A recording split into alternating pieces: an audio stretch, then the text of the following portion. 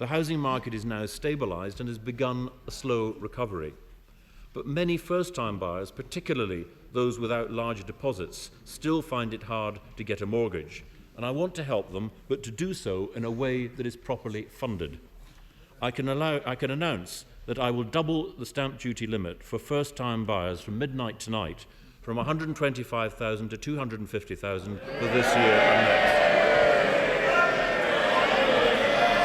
Mr. Deputy Speaker, this means that 9 in 10 first-time buyers will pay no stamp duty at all. But to ensure this measure does not become a burden on the public finances, this relief will be funded through an increase in the stamp duty to 5% for residential property over £1 million from April next year. I want, however, to help families and business through this period.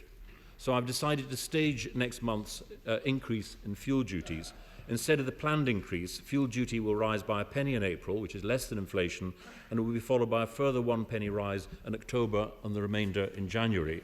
The £0.01 increase in the main rate of national insurance contributions will not affect anyone earning under £20,000 a year, nor will it come into effect until April next year, by which time I expect the recovery will be stronger and more secure.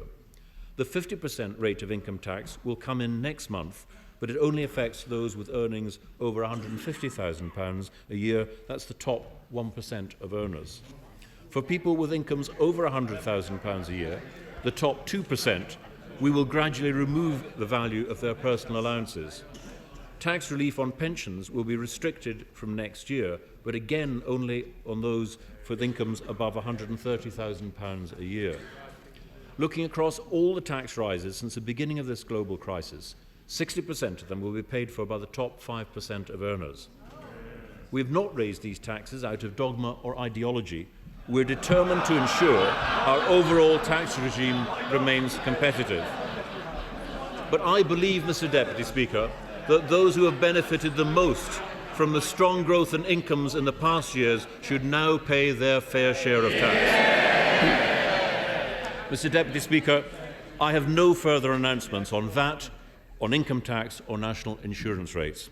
Mr. Deputy Speaker, I can confirm that duty on beer, wine and spirits will increase as planned from midnight on Sunday.